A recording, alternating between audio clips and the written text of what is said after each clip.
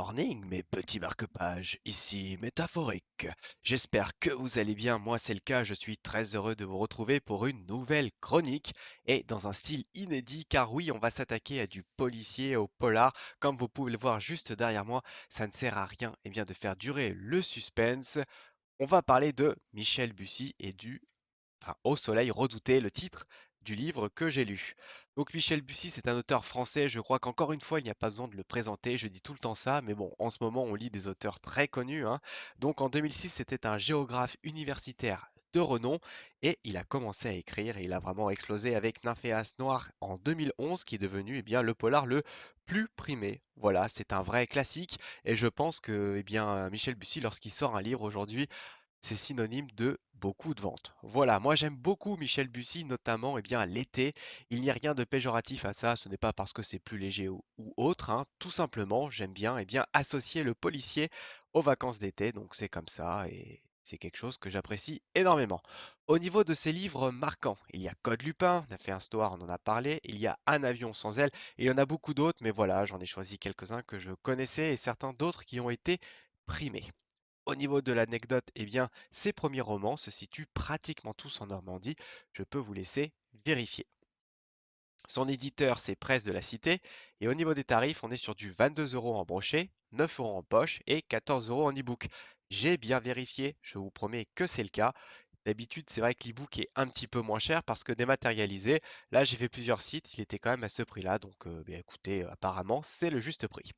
Au niveau de ma page préférée, on est sur la 61, car c'est là que tout commence, tout explose, même je dirais au niveau de l'histoire, on a envie de tourner les pages pour lire de plus en plus vite et savoir ce qu'il se passe enfin. C'est bien, ce qu'il doit se passer normalement avec un polar. Au niveau du narrateur, je suis plutôt content d'avoir mis cette catégorie, car à chaque fois je trouve qu'elle apporte quelque chose dans la fiche lecture. On est à la première personne, mais là il y a trois narrateurs bien distincts et différents, même s'ils font partie de la même histoire, différents au niveau de sexe, au niveau de l'âge, et ça vient créer quelque chose de très intéressant au niveau des profils de chacun. Au niveau de la citation, j'ai choisi 5 lectrices, 5 tikis, qui est qui. Voilà. Peut-être que vous dites un tiki, c'est quoi tout ça? Je vous laisserai bien imaginer, regarder dans le livre, car je vous rappelle que cette chronique est un résumé, ça doit vous donner envie de lire le livre sans spoiler. Voilà, ce n'est pas une chronique qui veut discuter avec des gens et échanger avec ceux qui ont déjà lu le livre, bien que je vous l'ai déjà dit. Pourquoi pas? J'ai d'autres idées de chroniques et elles arriveront un petit peu plus vite que prévu. Voilà, je vous propose mon résumé sans spoiler. Encore une fois, c'est moi qui l'ai écrit, j'aime bien. Ça me permet de savoir où je mets mes limites dans ce que je vous montre ou pas du livre. C'est parti. 5 lectrices, parmi des milliers qui ont gagné un stage d'écriture avec leur auteur préféré, vénérée également par beaucoup d'autres femmes dans le monde. Le lieu de ce stage? Les Marquises. C'est un lieu paradisiaque, chargé d'histoire. Et sans prévenir, l'auteur et instructeur disparut mystérieusement. Alors, murder party façon Cluedo bon enfant? Ou tueur en série venu tacher le bleu Pacifique avec le sang de ses victimes? Eh bien, pour le savoir, il va falloir embarquer dans ce récit palpitant. Voilà pour la présentation de ce livre. Sans plus tarder, allons voir cette météo du mood. Générique. La météo du mood.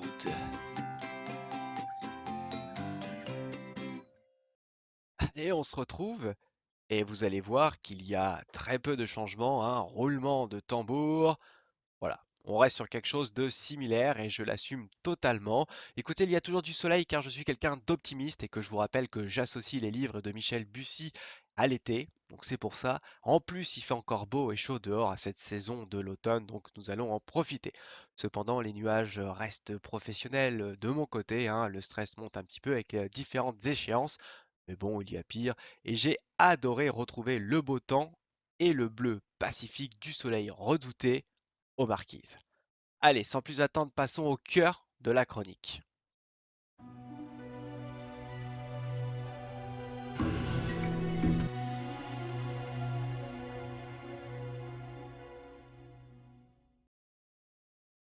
Allez, on se retrouve pour parler de l'univers en premier comme d'habitude, et une fois n'est pas coutume, on est dans notre monde et à notre époque, donc je n'ai pas de grand système inventé à vous présenter, mais cependant, je vais quand même vous montrer brièvement le lieu de notre huis clos, car oui, tout se passe au même endroit. Je vais vous mettre eh bien, les cartes proposées en début de livre, mais ne vous inquiétez pas, ça ne spoile pas, ça sert simplement à s'orienter.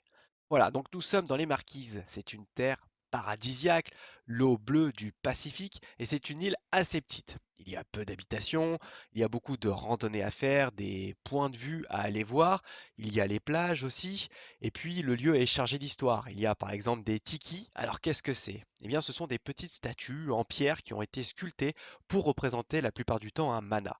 Qu'est-ce qu'un mana? Eh bien, c'est une sorte d'émotion qui peut représenter un trait de caractère distinct. Par exemple, le mana de la créativité, le mana de la gentillesse. Et donc, ces statues sont sculptées et représentent un petit peu dans leur position, dans leur visage. En tout cas, elles viennent illustrer normalement eh bien, le mana dont elles sont eh bien, un petit peu le gardien. Voilà. Au niveau de nos protagonistes, eh bien, ils logent au Soleil Redouté. C'est une sorte de pension pour accueillir les rares touristes, car oui, je crois qu'il y a une centaine de lits au maximum sur l'île, hein, pas au Soleil Redouté, sur l'île. Chacun a son bagalo, si vous voulez, et partage des moments en groupe dans la salle Maeva, hein, afin d'échanger ou de manger tous ensemble. C'est une salle où le groupe se réunit régulièrement et est servi par eh bien, les personnes qui font tourner le soleil redouté, des personnes locales, voilà, qui justement peuvent un petit peu aiguiller et initier à la culture des marquises. Voilà. Et normalement, rien ne devrait mal tourner. Et pourtant.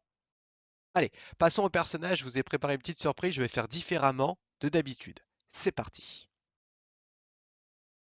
Allez, maintenant parlons des personnages, mais on va faire différemment pour cette chronique. Alors déjà parce que ça me permet de casser un petit peu la routine habituelle, mais surtout car ce livre me permet de le faire, et donc, eh bien, je prends le droit.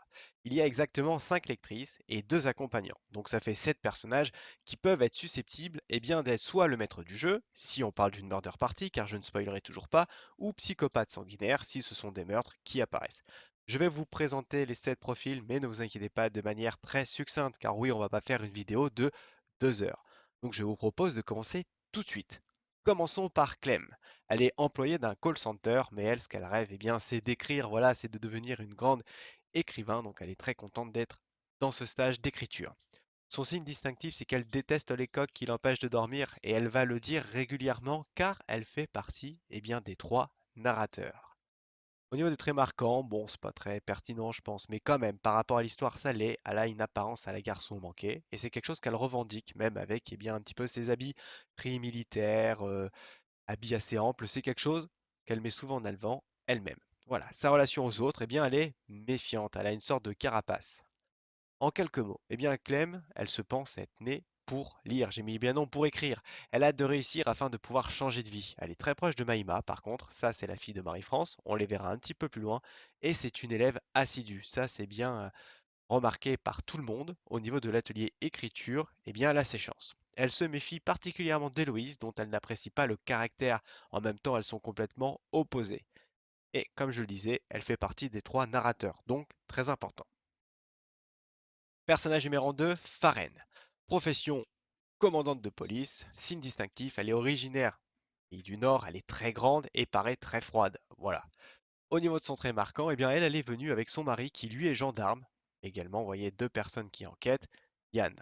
Au niveau de sa relation aux autres, elle est plutôt sèche et froide, elle préfère rester en retrait.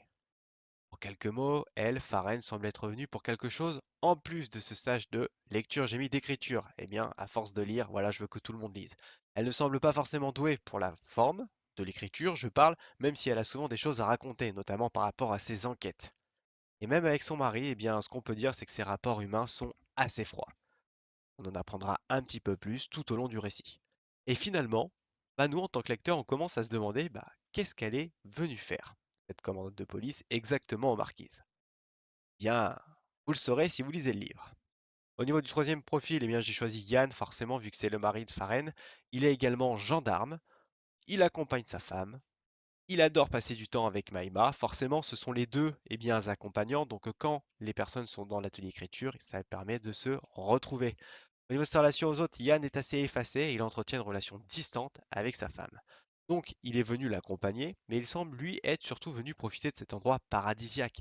Tout le monde a remarqué les œillettes d'ailleurs qu'il lance à la belle et énigmatique Héloïse. Ça, c'est pas très gentleman. Il partage des activités avec Maïma lorsque les participantes réalisent leurs exercices de lecture. Voilà, je me rends compte qu'on est qu'au troisième personnage et je dis qu'ils sont tous assez en retrait, mais c'est assez vrai. C'est-à-dire que lors des repas, il y a l'auteur, hein, Pierre-Yves François, qui lui vient tenter de créer une émulsion, une sorte de dynamique d'échange, mais individuellement, eh bien, chaque personnage, pour le moment, dans ceux que j'ai présentés, sont assez en retrait. Quatrième personnage, Martine. Elle est blogueuse. Et oui, au niveau de son signe distinctif, c'est la doyenne du groupe. Et au niveau de ses traits marquants, elle dit bonne nuit à ses 10 chats tous les soirs. Oui, même au soleil redouté, elle fait un visio et elle dit au revoir à ses 10 chats. Elle leur dit bonne nuit. C'est mignon quand même, non? Relation aux autres. Eh bien, elle est joyeuse. Elle est dans l'échange et elle est souvent bienveillante. Sûrement liée à son statut de doyenne. En quelques mots, Martine, elle est venue aux Marquises pour le stage de lecture, j'ai mis encore, mais d'écriture, mais également pour son amour de Jacques Brel. Voilà, c'est ça. C'est une idole pour elle. Vraiment, venir fouler ce coin de paradis dont son artiste préféré a passé un bout de sa vie, pour elle, c'est très important. Et elle le dit, si elle pouvait, eh bien, elle aimerait mourir et se faire enterrer auprès de Brel. Vous vous rendez compte quand même, hein? Allez, on continue. Encore un binôme. Là, on va parler de Marie-Ambre. Alors, sa profession, seulement riche, mais c'est très froid, mais en même temps, c'est ce qu'elle renvoie. Signe distinctif, elle est venue avec sa fille, Maïma. Son trait marquant, c'est que c'est une fan riche d'un exportateur de perles noires, et dans l'histoire, c'est très très important, c'est pour ça que je me suis permis de le remettre, même si en profession, j'avais mis seulement riche. Sa relation aux autres, alors elle est froide aussi, mais alors de façon snob. Elle est très condescendante la plupart du temps. Donc, elle est pas tant distante, elle aime bien être dans l'échange, mais alors, franchement, elle aime bien montrer qu'elle a du fric que les autres n'en ont pas. Elle adore se mettre également en avant. Alors, en quelques mots, eh bien, Marie-Ambre n'a que très peu d'attention pour sa fille Maïma. Ça, on s'en rend compte très vite entre lecteurs. En tant que lecteur, pardon. Elle se pense régulièrement au-dessus des autres, en lien avec sa condition sociale. Et elle n'hésite pas à leur rappeler régulièrement, voire je dirais même tout le temps. Bon, c'est comme ça. Sixième personnage, on va parler de sa fille, Maïma. Alors elle a 16 ans. Voilà, donc elle n'a pas de profession particulière. Donc son signe distinctif, c'est que c'est la fille de Marie-Ambre. Et son trait marquant, c'est qu'elle fait partie des trois narrateur. Voilà, important de le dire quand même. Sa relation aux autres, c'est qu'elle est jeune et pétillante et elle échange plus avec Clem et Yann. Clem, car c'est quelqu'un qu'elle a choisi du départ, hein, comme Clem l'a un petit peu choisi, et Yann, eh bien, comme je l'ai déjà dit, il partage forcément des moments, car les autres sont en atelier d'écriture. En quelques mots, eh bien, Maïma, elle écrit un journal aussi, pour relater un petit peu ce qu'elle vit aux marquises, et elle a développé un lien beaucoup plus fort avec Clem, avec qui elle échange sur l'île. Elle ne semble malheureusement pas très proche de sa mère. Ça aussi, ça saute aux yeux, ça marche dans les deux sens. Et elle connaît très bien la culture des marquises, et bien qu'elle vient partager avec certains personnages de temps en temps, et ça peut être un petit peu clé, tout ça. Allez, dernier personnage, on va parler d'Héloïse. Je l'ai mis à l'autre bout de Clem. Voilà, parce que elles sont complètement aux opposés. Sa profession, eh bien, je ne sais pas. J'ai même pas essayé de chercher. Je trouve que c'est comme ça que je l'ai vécu. Vraiment, je ne sais pas. Signe distinctif, elle dessine tout le temps deux enfants tristes. Son trait marquant, c'est que tout le monde s'accorde à dire qu'elle est jolie, et vous savez bien que dans un environnement de polar, de policiers, bien, ça a son importance quand même. Sa relation aux autres, eh bien, elle est en retrait et à distance, pardon. Elle expose souvent son profil, c'est-à-dire que c'est ce que repèrent régulièrement les autres personnages. C'est rare qu'elle montre bien son visage en entier, son corps en entier. Elle aime bien se tourner à demi, à trois quarts. Voilà, elle est vraiment dans sa timidité. En quelques mots, eh bien, on finit par se dire que Héloïse, elle est énigmatique. Voilà, elle se mélange pas et parle peu. Elle est plus en train de gribouiller ou de dessiner qu'autre chose. Elle représente toujours deux enfants de façon toujours très mélancolique. Mais elle reste la plus assidue avec Clem sur le stage d'écriture à lui-même, ce qui vient renforcer un petit peu cette rivalité entre les deux.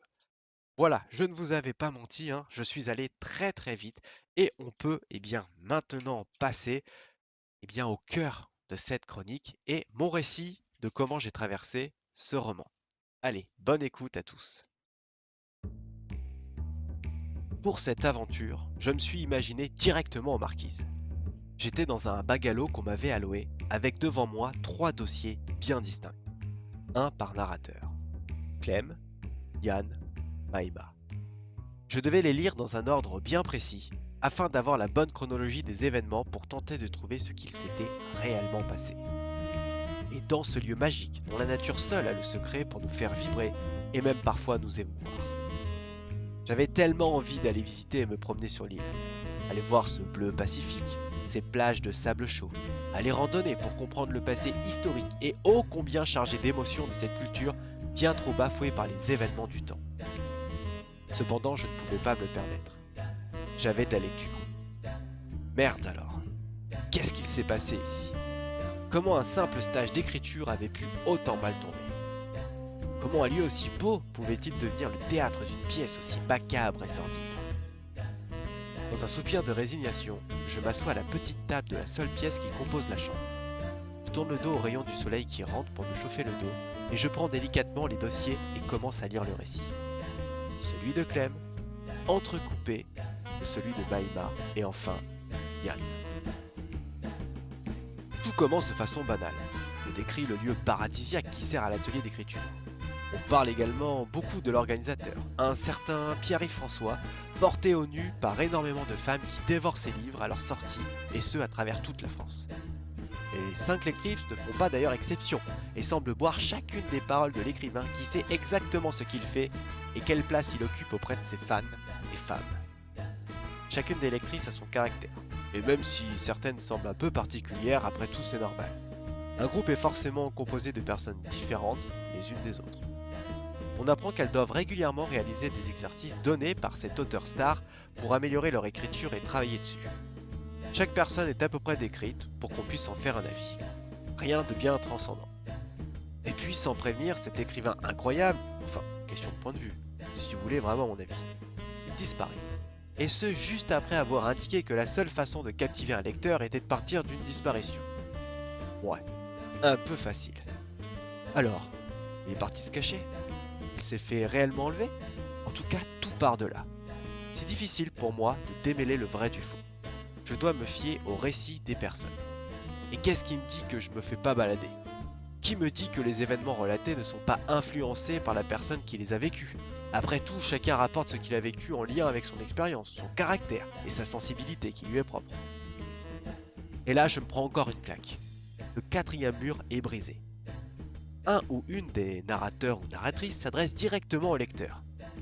Il ou elle se met à jurer des choses qui, à mon avis, il ou elle ne peut pas tenir. Ça devient vraiment difficile. Ces gens ne sont pas nets, je vous le dis. Finalement, ce qui est difficile pour moi dans le fait de chercher un potentiel coupable, ce n'est pas qu'ils paraissent tous bien propres, mais bien au contraire. Ils sont absolument tous louches. Ils ont des choses à cacher, chacun d'entre eux. Et même les personnes de l'île semblent bizarres. N'en peux plus, je ne sais plus. Perdu. Je suis perdu. Je vais donc laisser mon esprit critique et analytique pour simplement lire les récits de ces 3 personnes. Je dois aller au bout et découvrir ce qu'il se passe, même si je sais que je vais au-devant d'événements sordides. Les lignes se succèdent, les mots s'égrènent, le temps passe à une vitesse folle autour de moi, alors que je suis personnellement dans une bulle temporelle dont les minutes se sont figées. Ça y est, je sais. J'ai tous les éléments en ma possession. Je connais le dénouement.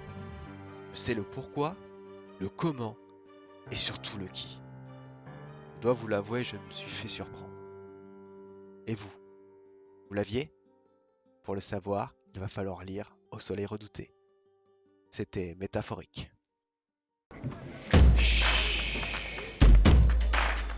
Oh, silence!